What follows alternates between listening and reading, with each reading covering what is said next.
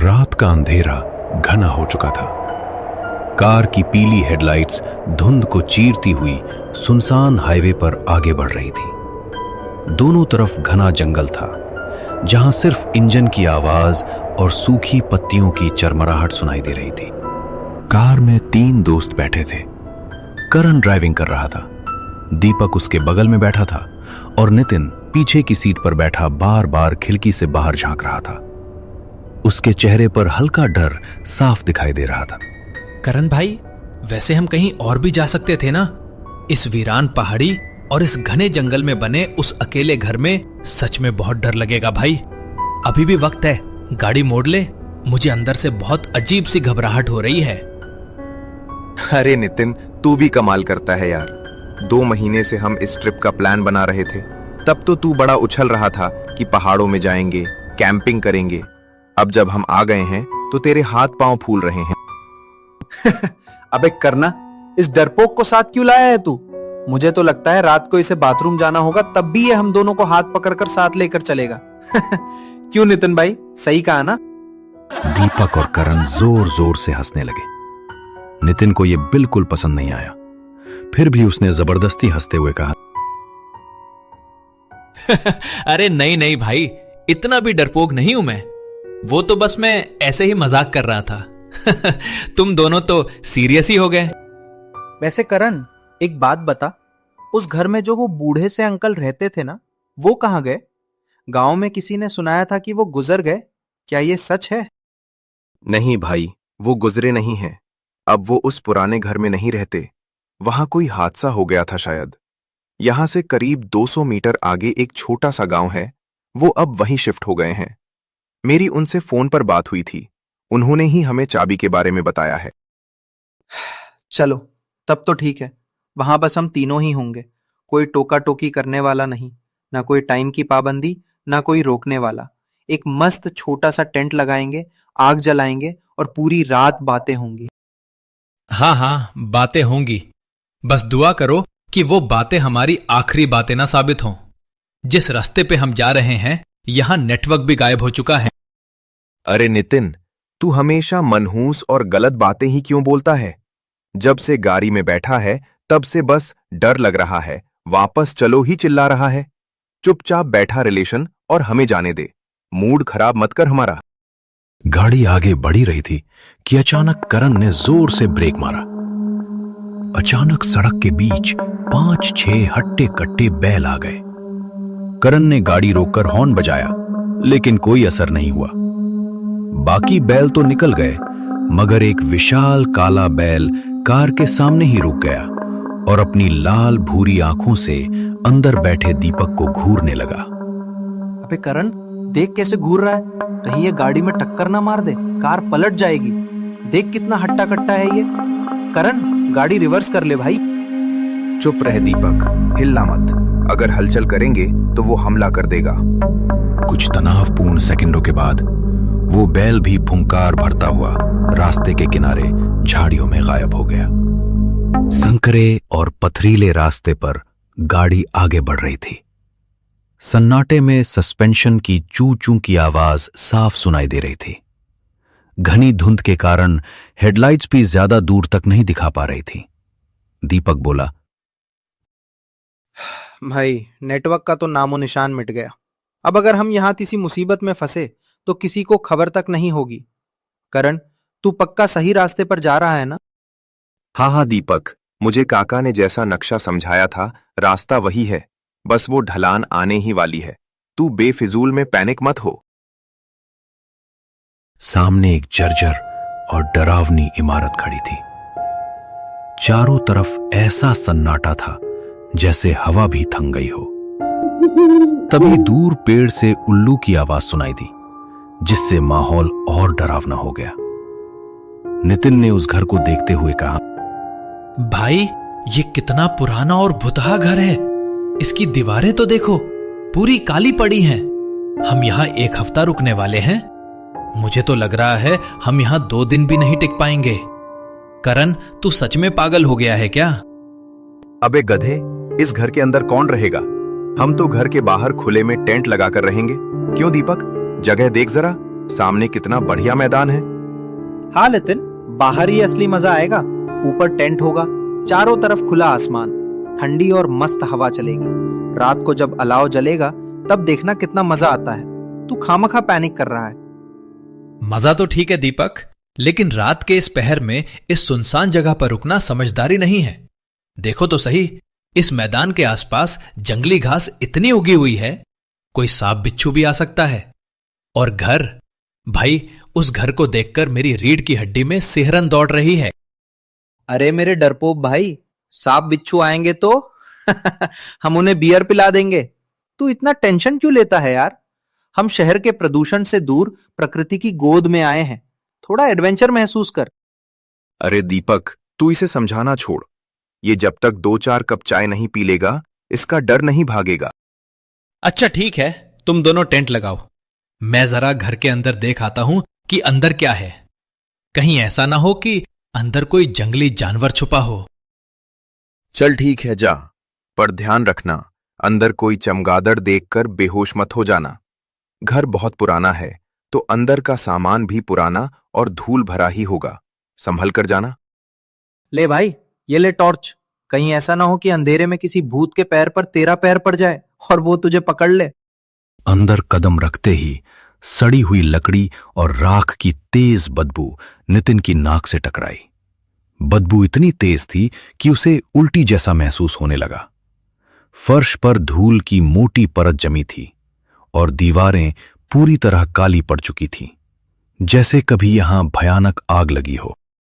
अंदर का नजारा देखकर नितिन के कदम ठिठक गए।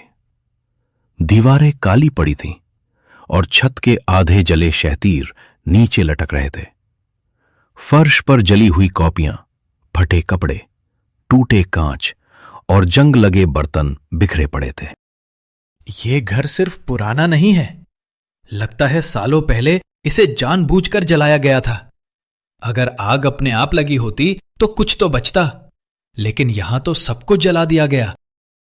वहां एक पुरानी चिमनी के पास राख का ढेर पड़ा था। टॉर्च की रोशनी दीवारों पर घूमते हुए एक टूटी दीवार पर जाकर ठहर गई। दीवार पर टंगी एक पुरानी तस्वीर पर उसकी नजर पड़ी। कांच टूटा हुआ था और लकड़ी बुरी तरह झुलसी हुई थी।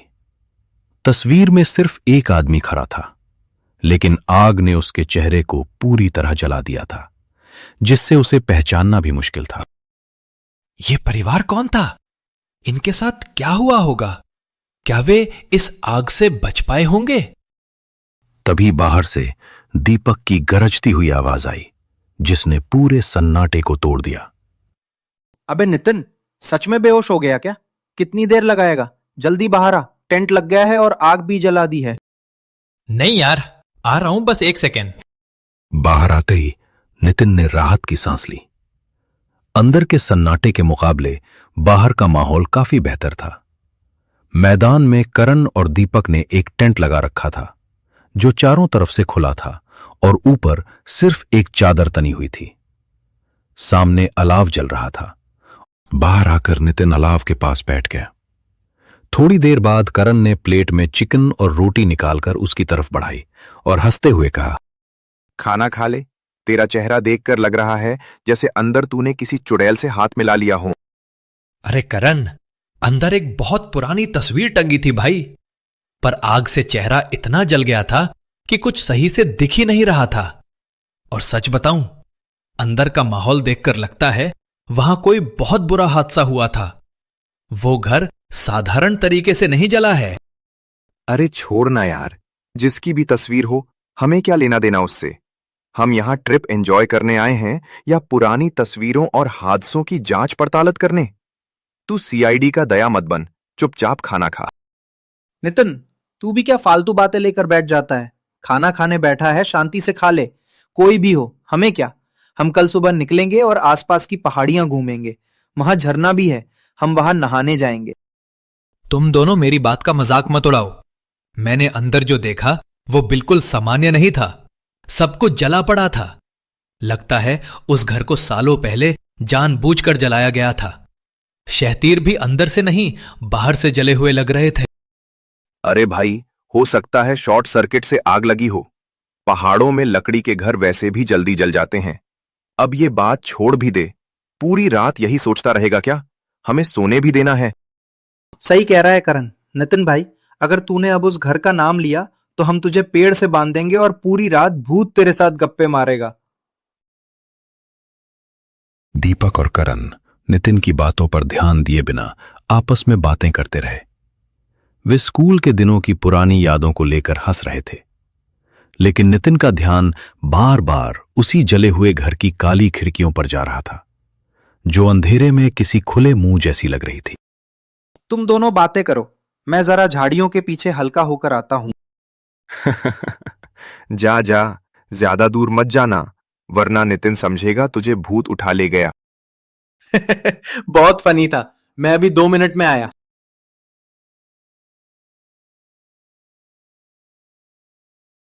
दीपक टेंट से थोड़ा दूर पेड़ों की तरफ चला गया। कुछ ही देर में वो अंधेरे में नजरों से ओझल हो गया। नितिन और करण वहीं बैठे बातें करने लगे। नितिन ने मुड़कर कहा, करण, तूने उस बूढ़े अंकल से बात की थी ना? उन्होंने कुछ और नहीं बताया इस जगह के बारे में?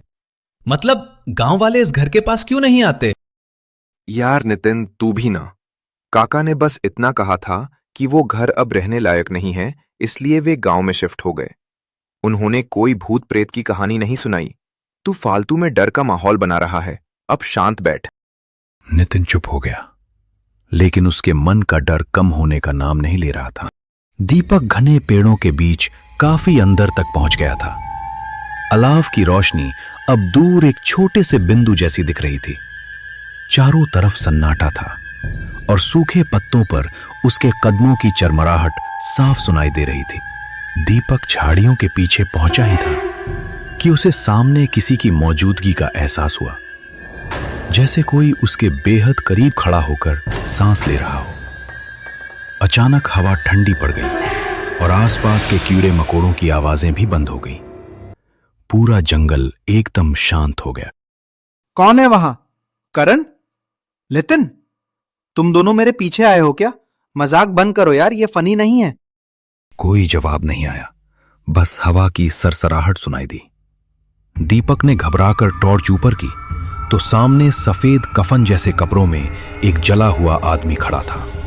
उसके कपड़े फटे थे और लाल आंखें गुस्से से चमक रही थीं। चेहरे पर दर्द और नफरत साफ दिख रही थी।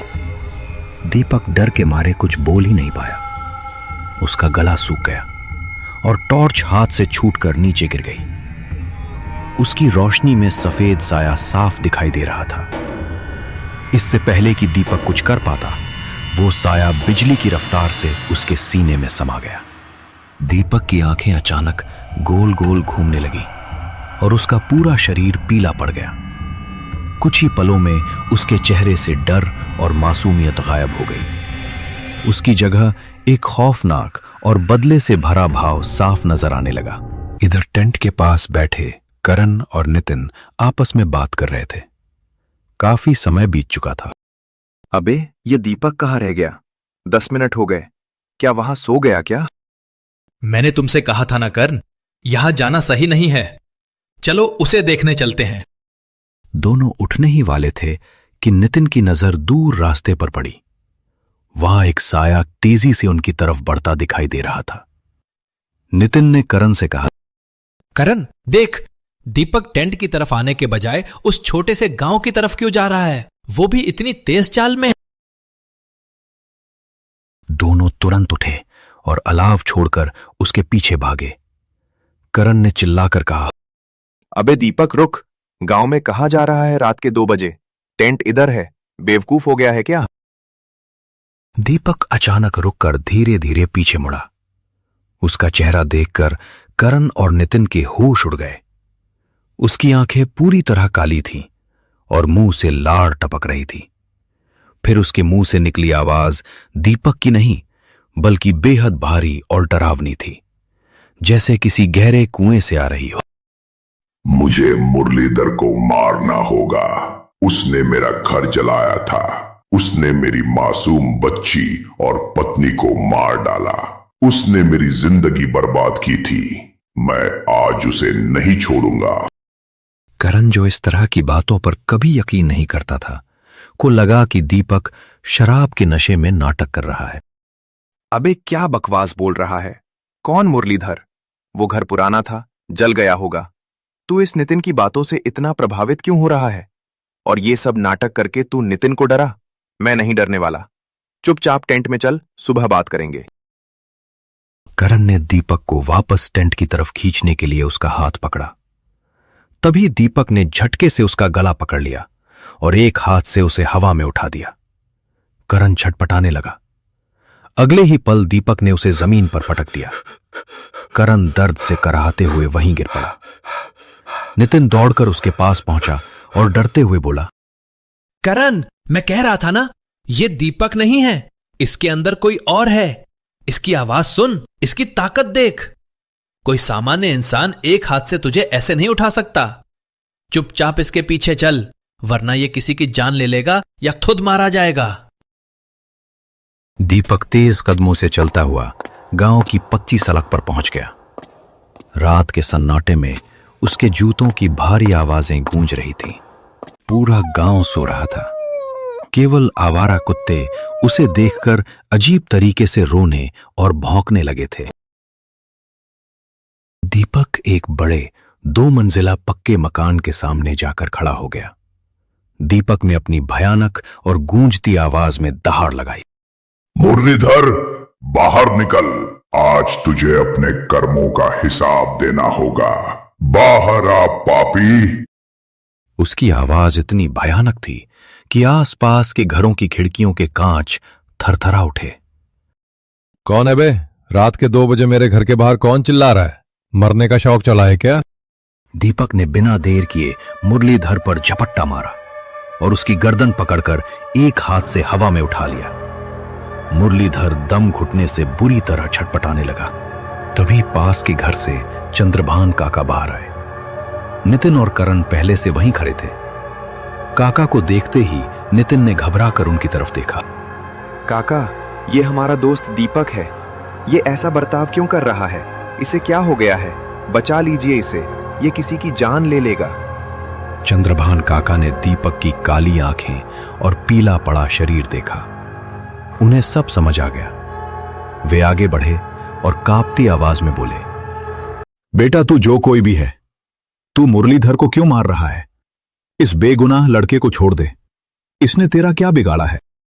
काका, मुझे पहचानो। मैं दीपक नहीं, मैं दयाराम हूं। इसी मुरलीधर ने मेरा हंसता खेलता घर जलाया था। मेरी मासूम बच्ची और मेरी बेगुनाह पत्नी उस घर में जिंदा जलकर राख हो गए थे। मैं तड़प कर मरा था काका। दयाराम, तुम? पर मुरलीधर ने तो पूरे गांव से कहा था कि तेरे घर पर कुदरती बिजली गिरी थी। उसने कहा था कि रात को तूफान में बिजली कड़कने से तेरे घर में आग लग गई थी। नहीं काका, ये नीच झूठ बोल रहा था। इसने खुद मेरे घर में आग लगाई थी। इसने बाहर से दरवाजा बंद कर दिया था ताकि हम बाहर ना निकल सके। बोल मुरलीधर, बता सबको, क्या तूने आग नहीं लगाई थी? सच बोल, वरना अभी तेरी गर्दन मरोड़ दूंगा। बोल नीच। हाँ, मैं ही था दयाराम, मुझे माफ कर दे। मैं तेरी पत्नी से एक तरफा प्यार करता था, लेकिन उसने मुझे ठुकराकर तुमसे शादी कर ली। ये बात मुझसे बर्दाश्त नहीं हुई। उसी जलन में मैंने उस रात तुम्हारे घर में बाहर से कुंडी लगाई और पेट्रोल छिड़क कर आग लगा दी।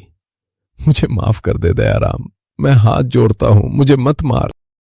ये खौफनाक सच सुनते ही पूरे गांव वाले सन्न रह गए। चंद्रभान काका की आंखों में आंसू आ गए और गांव वालों का चेहरा गुस्से से लाल हो गया। जिस मुरलीधर को वे गांव का शरीफ आदमी समझते थे, वो इतना बड़ा हत्यारा निकला। माफी? अब कैसी माफी? तूने मेरी मासूम बच्ची की चीखें नहीं सुनी थी? तूने मेरी पत्नी की तड़प नहीं देखी थी? अब तू भी उसी दर्द और मौत का मजा चख। दयाराम की आत्मा ने दीपक के शरीर के माध्यम से मुरलीधर को पूरी ताकत से घुमाया और पास की पक्की ईंट की दीवार पर फेंक कर मारा। मुरलीधर के गिरते ही माहौल में एक अजीब सी खामोशी छा गई। दीपक का शरीर कांपने लगा। दयाराम की आत्मा दीपक के शरीर से बाहर आ गई। वो सफेद लिबास में हवा में तैर रही थी और आग से बुरी तरह झुलसी हुई थी। वही चेहरा जिसे नितिन ने तस्वीर और जंगल में देखा था। दयाराम ने चंद्रभान काका की तरफ देखा और शांत मगर दर्द भरी आवाज में कहा, काका, मेरी आत्मा सालों से भटक रही थी। मेरी मौत का बदला आज पूरा हुआ। मैं सिर्फ ऋणात्मक ब्लड ग्रुप वाले शरीर में प्रवेश कर सकता था और आज मुझे दीपक मिल गया। अब मेरी आत्मा को शांति मिलेगी। अच्छा, उस जले हुए घर में जो तस्वीर टंगी थी वो चेहरा इसी दयाराम का था और दीपक का ब्लड ग्रुप भी बी नेगेटिव ही है। दयाराम की आत्मा ने आखिरी बार अपने जले हुए घर की ओर देखा और धीरे धीरे हवा में विलीन हो गई। उसके जाते ही दीपक बेहोश होकर जमीन पर गिर पड़ा। जैसी करनी वैसी भरनी। मुरलीधर ने जैसा पाप किया था, भगवान ने उसके साथ वैसा ही न्याय किया। जिसने बेगुनाहों को जिंदा जलाया, उसका अंत भी ऐसा ही होना था। बच्चों, अब दीपक को उठाओ और संभल कर मेरे घर की तरफ चलो। आज रात तुम मेरे घर रुकोगे। अब सब ठीक हो गया है। दयाराम की आत्मा को शांति मिल चुकी है।